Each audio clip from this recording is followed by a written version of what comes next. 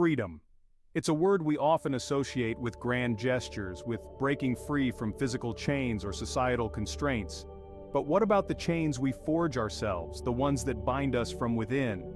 For me, those chains were forged in secrecy, fueled by an addiction that thrived in the shadows. No, not drugs, not alcohol, but something far more insidious, compulsive sexual behavior. This isn't a story about abstinence for the sake of morality. It's about reclaiming my power, my focus, my very sense of self. It's about the journey of nofap and the unexpected freedom it unlocked within me. This journey wasn't about suppressing a natural part of being human.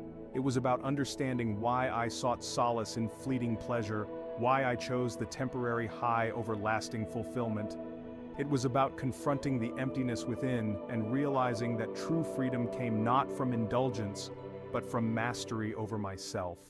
The insidious thing about addiction is how easily it disguises itself as pleasure. The initial rush, the fleeting sense of escape, it all serves to mask the insidious grip it tightens around you. For years, I was caught in this vicious cycle, shackled by the shame and guilt that inevitably followed each relapse.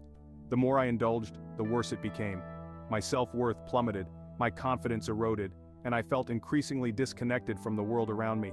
I was a ghost inhabiting my own life, going through the motions but never truly present. The vibrant colors of life seemed muted, dulled by the constant haze of my addiction. Relationships suffered, my work performance declined, and even simple tasks felt like insurmountable obstacles. The shame I carried was a heavy burden, weighing down my every thought and action. I was trapped in a prison of my own making, the bars forged from years of secrecy and self-sabotage. One evening, lost in the depths of despair, I stumbled across an online forum dedicated to something called nofap. Intrigued, I delved deeper, reading countless stories of individuals who had broken free from the grip of compulsive sexual behavior. Their words resonated with me, echoing the feelings of shame, guilt, and hopelessness I'd harbored for so long. Here, finally, was a community that understood the insidious nature of this addiction, a place where vulnerability was met with support, not judgment. I learned about the science behind the addiction, how it hijacked my brain's reward system, flooding it with dopamine and creating a cycle of craving and indulgence. More importantly, I discovered that I wasn't alone. Thousands of others were fighting the same battle, and their stories offered a glimmer of hope in the darkness. They spoke of increased energy, improved focus, and a newfound sense of self-esteem. It was a lifeline, a beacon of hope in the storm. For the first time, I dared to believe that I too could break free. The road to recovery, as I soon discovered, was far from linear. It was a roller coaster of progress and setbacks, moments of triumph, followed by crushing defeats. The initial days were the hardest. The urge to relapse was constant, a relentless whisper in the back of my mind. I battled against it with every fiber of my being, clinging to the hope of a better future.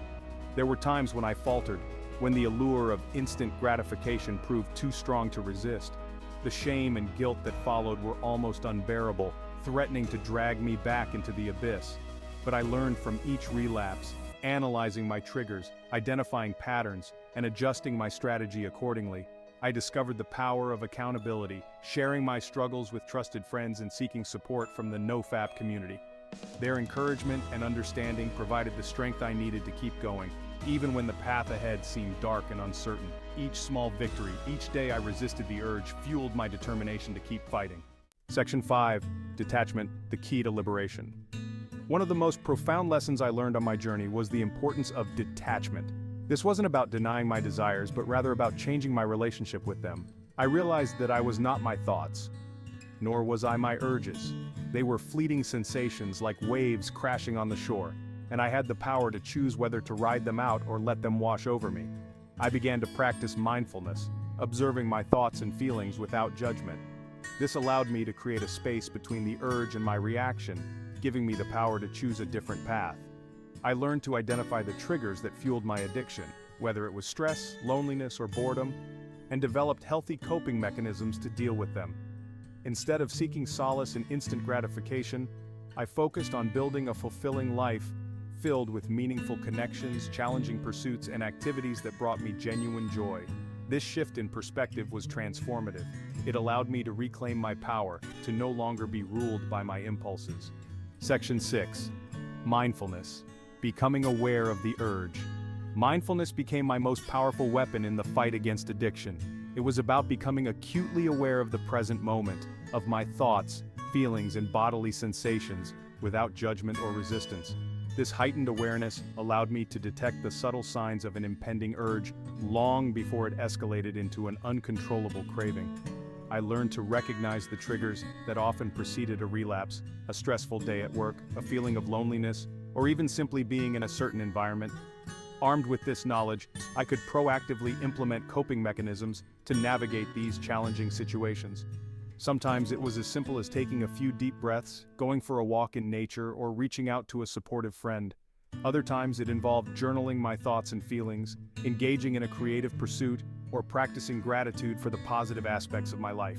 The key was to interrupt the automatic cycle of craving and indulgence by consciously choosing a different path, one that led towards healing and growth. One of the most unexpected and transformative aspects of my NoFap journey was the realization that I couldn't simply ignore or suppress the darker parts of myself. These urges, these cravings, they were a part of me, albeit a part that I didn't fully understand or accept. I realized that true healing could only come from acknowledging and integrating these shadow aspects. Instead of viewing them as enemies to be conquered, I began to approach them with curiosity and compassion. What were these urges trying to tell me? What unmet needs or unresolved emotions were they masking? This process of self-inquiry was uncomfortable at times, forcing me to confront painful memories and deeply ingrained beliefs. But it was also incredibly liberating.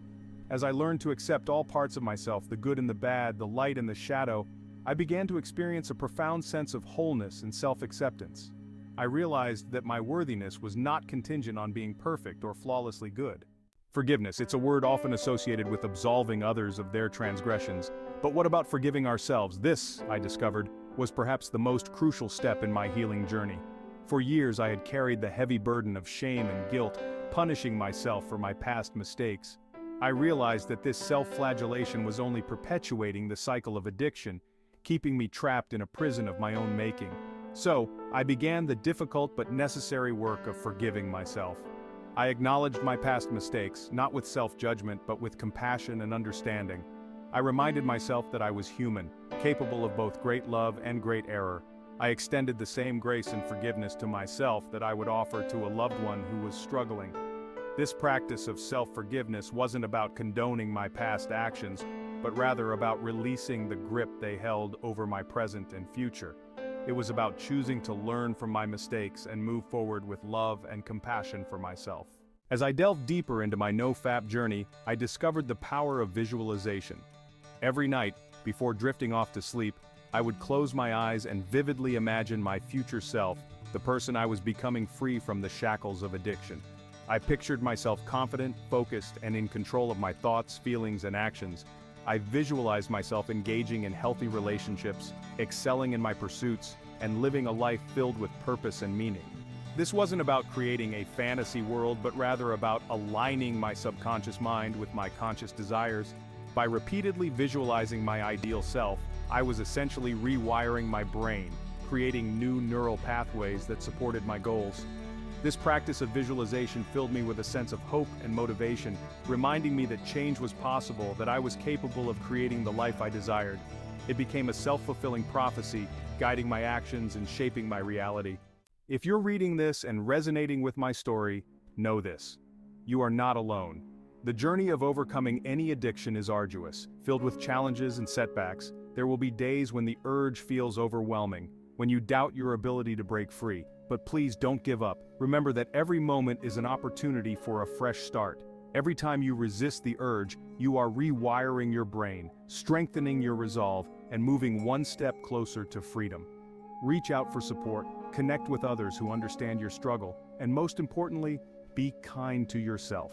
This journey is not about perfection, but about progress. Celebrate your victories, no matter how small, and learn from your setbacks with compassion and understanding. You are stronger than you think, and you are capable of creating a life beyond your wildest dreams.